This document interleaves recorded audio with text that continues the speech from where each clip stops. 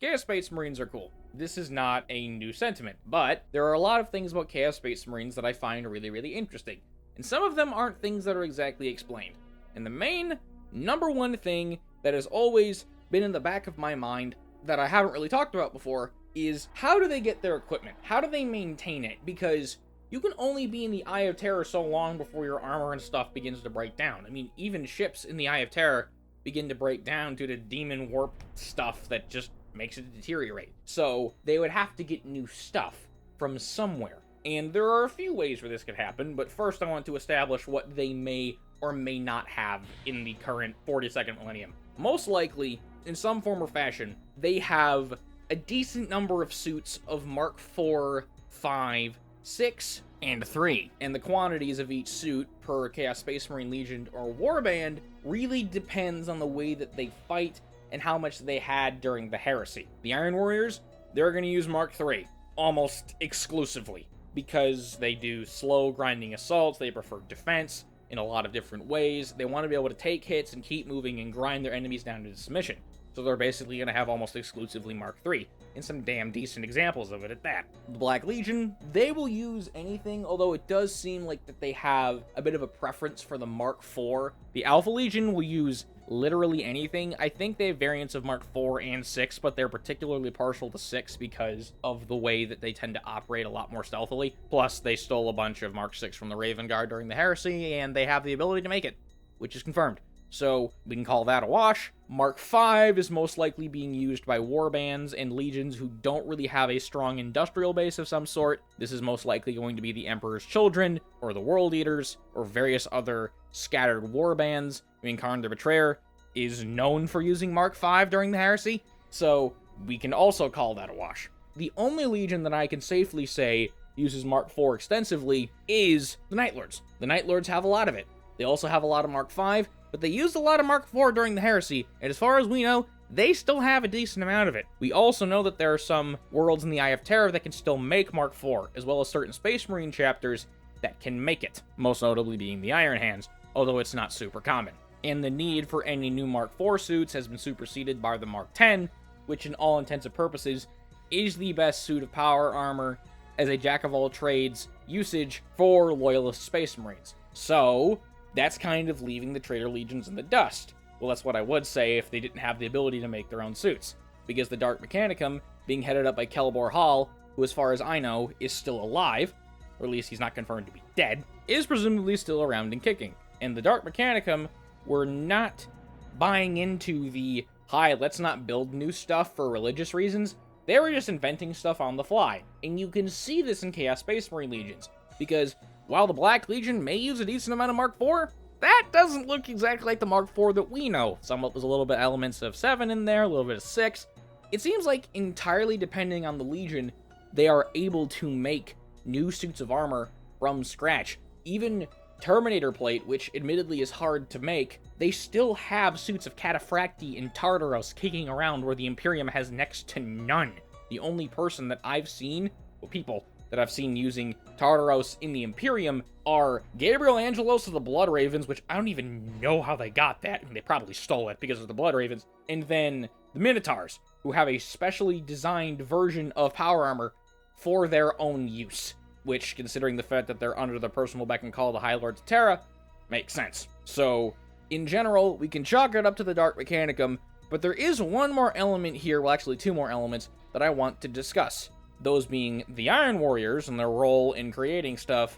I mean, they can make their own equipment, they can make their own weapons, tanks, everything else. Considering the fact they were one of 3 legions that didn't shatter after the Heresy, have been consistently able to outperform other Chaos Space Marine legions on a technical level many times. In fact, Abaddon will straight up ask Perturabo for equipment or soldiers during the Black Crusades, especially the 13th.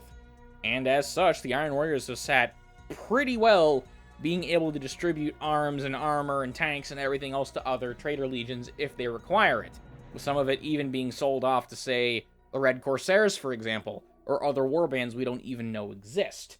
But the other side of that is they can only produce so much stuff, and while each of the Traitor Legions have a representative homeworld, with them basically being bases of operation mixed with Forge Worlds or Manufactorums, and while a lot of them have the ability to make stuff, it's not necessarily a large amount, since you need people to work those factories, you need rations, you need everything else, and it comes to a point where, considering the fact that most of the Trader Legions and their warbands number over 100,000 in many different aspects, that's a lot of power armor suits. Not even just power armor suits. Say you have a bunch of Trader Guard, that's a lot of las guns, that's a lot of tanks, that's a lot of ammo, that's a lot of grenades, it's a lot of everything. Where do they get all of this stuff? Vashtorr the Arkifane. Vashtorr, for those who don't know, is kind of gearing up to become the 5th Chaos God, and he's been playing the other 4 off each other for a very long time. He, in fact, is getting empowered a lot more frequently now because of how much Belisarius Cawl is mucking around with things and improving stuff, because he derives power from innovation and curiosity, of which Cawl has a lot of. Also Fabius Bile, too, so these two kind of doing their mad scientist shtick is making basically a 5th Chaos God by accident, which is technically not their fault, but it's not exactly helpful either. But the point is, Vashtorr has been a major player before we even knew he existed.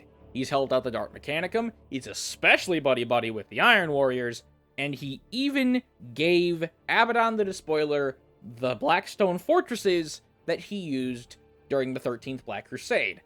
Vashtorr is incredibly important and is the main piece of this puzzle, because when you really break it down, he can make demon engines. He'll just make demon engines, he'll make armor, he'll make weapons, he'll make ammo, and just kind of throw it at people and say, hi, you need to help me with this later. It's an IOU situation. It's not like Tzeentch, where he'll say he'll help you and then turn you into muck. He is straightforward. It is business as usual with him, and as such, almost everybody benefits from him either directly or indirectly, and especially indirectly, because people will take stuff from him and then sell it off to other people. I mean, why do you think the World Eaters still have stuff other than stealing it? Because they have people that can repair it, probably from Vashtorr, even if they don't know about it.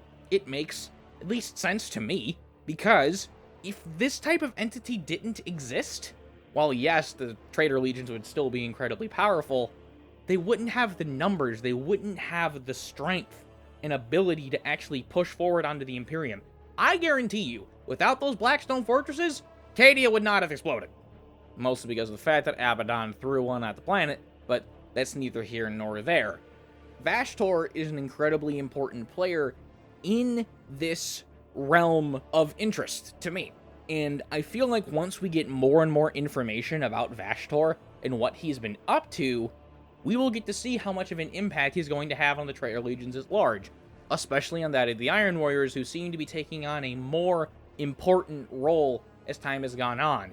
And the Iron Warriors have been particularly busy, as Warsmith Hansu has been doing a lot over the last few years, with his invasion of Ultramar and the Demon Kilaba, or Demon Kilbasa, depending on who you ask. We're not talking about the Demon Kilaba today. I don't want to talk about the Demon Kilaba, and I guarantee you most of you don't even want to get reminded that it exists, so I'm just going to segue right past it and not acknowledge it again.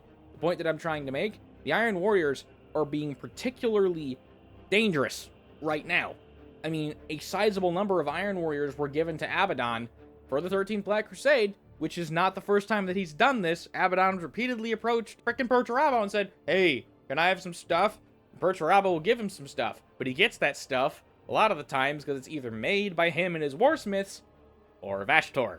So, in conclusion, in my opinion, most of the stuff that comes to the Trader Legions has something to do with Vashtorr. And as time progresses, we will get to see more and more of that as that storyline where he basically chucked Caliban into the webway continues to progress. This is a little bit of a different video, more of like a lore and theory type thing. I want to make more of these because there are a lot of topics that I don't feel like are necessarily discussed or explored, and this is one of them. And I know it's a bit rambly, and that's because it kind of is. I just have a bullet point list in front of me saying of stuff that I want to cover. But thank you all very much for watching. If you'd like to consider supporting the channel, please consider becoming a member. And thank you very much to my first YouTube member, Dakota. It really means a lot to me that you're willing to support me. It genuinely made my day. Thank you all very much for watching. Have a great night.